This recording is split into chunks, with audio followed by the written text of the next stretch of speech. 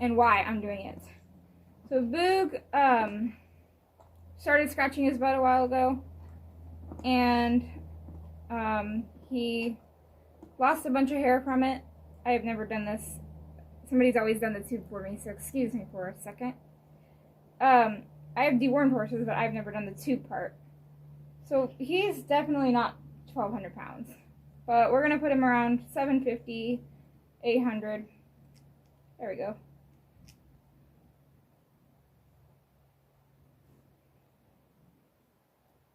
And I'm going to take off the cap.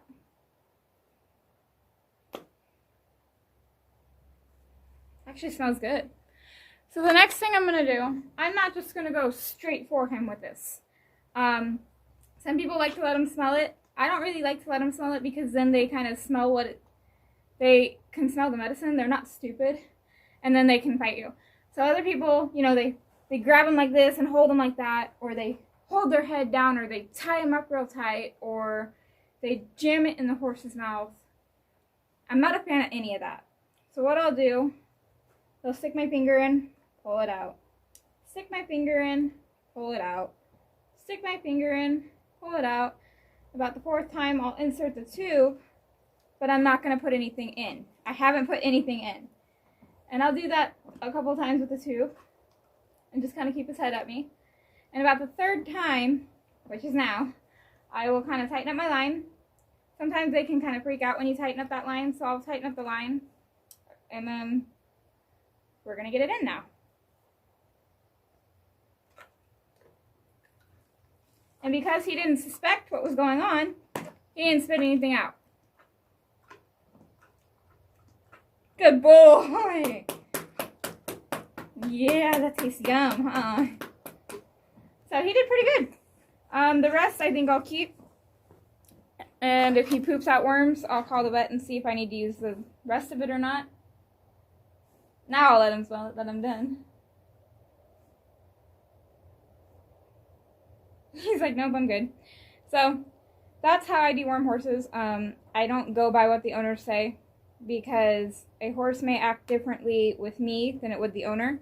The owner may say that the horse rears or the horse jerks his head up when you go to do the dewormer. But you have to think, is the owner advancing and retreating? Or is the owner cranking that horse's head to one position to do it? And then that horse is like, dude, why do you have my face? Like, why all of a sudden are you cranking on my face? But it's like the feet. The owner told me he was really good with his feet. Every time I pick up his feet, he kicks out a little bit. So I have to hold on to his foot a little bit more. His owner, I've seen him pick up the feet, and when they kick out, they let go. That teaches the horse that that is the correct answer, because horses learn from the release of pressure. So, sorry, Boog. So, I don't always go by what the owner says. Sometimes I will, but most of the time I kind of take what they say when it comes to deworming or picking up their feet or touching their ears or their head or their face. I kind of go by hearsay and take it with a grain of salt, because does the owner do what I do? Advance and retreat with your finger, then advance and retreat with the tube and not inject anything, and then tighten up the line a little bit and advance, put the tube in and not inject anything, and then do it again? Or does the owner have somebody hold it, whoa boy, easy like that, and crank his head down and jam it in his mouth and squirt it in, and not even give the horse a chance to understand what's going to happen? So just when people tell you things with horses, take it with a grain of salt, because you may act differently with that horse than that person does. And I feel bad for him, so I'm going to go get him a carrot. So today's ride was a little different. The owners are actually here right now. They don't know I'm filming. I don't want them to know I have a channel. So I was talking to them right here. I cut out most of the talking because we talked for like 15-20 minutes. And then I just did a very short ride with him while they were there, because they had friends in the background throwing hay bales, and he was kind of tense through that because he's very, I don't know, he's like really, really sensitive with noise. Not sure why. Never really had any horses like that before. So I got on really slow, just showed him that, you know, I can get on slow, I don't have to get on real quick. And we go on from there. I do just some flexing. Then I kick him and ask him to go out. I always do a couple circles with him, especially since he is so noise sensitive. If there's something going on right there, I definitely want to do some circles to check on him. So right here, they were asking me a question. So I turn him around,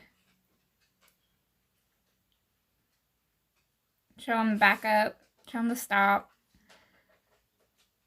Just hold until he backs up. There, he backed up. Show him that I can love on him. I don't have to tiptoe around him. He's getting better. Take him over here. Flex him a little bit. Turn him around.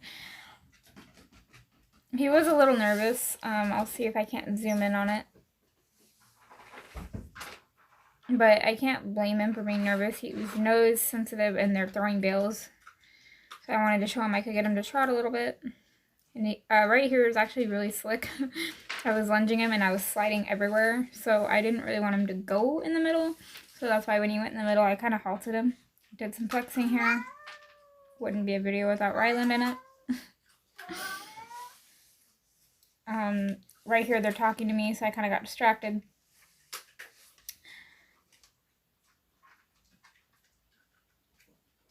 Then I go back out. Trot him just a little bit this way.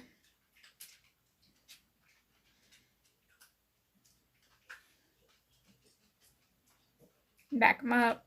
I told him that he still likes to bolt and buck completely randomly, so we haven't cantered yet, and we do small amounts of trotting, and they said okay. That's all they said.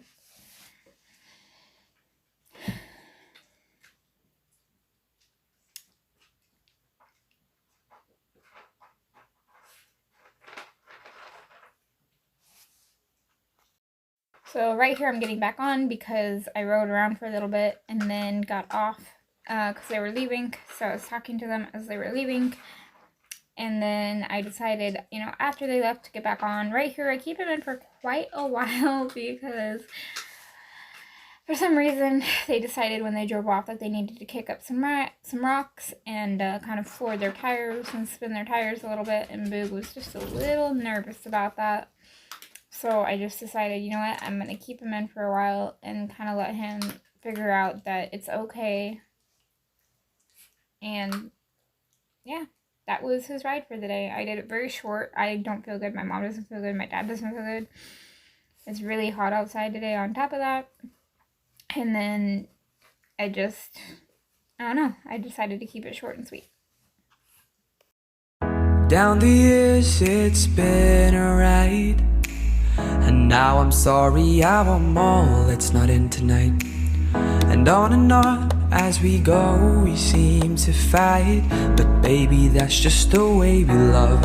And only in the dark do we see our sunlight. Home is where we were, home is where we want to be. And yes, we don't have time to say goodbye, and this ain't the last time. Now this time before we go, raise your hands, raise a toast. Time is something special, just like love before it starts to snow. It's crazy how the years have gone, memories of the drug we're on. But darling, just remember that there's never a goodbye. Just forget, there's never a goodbye. So there's never a goodbye.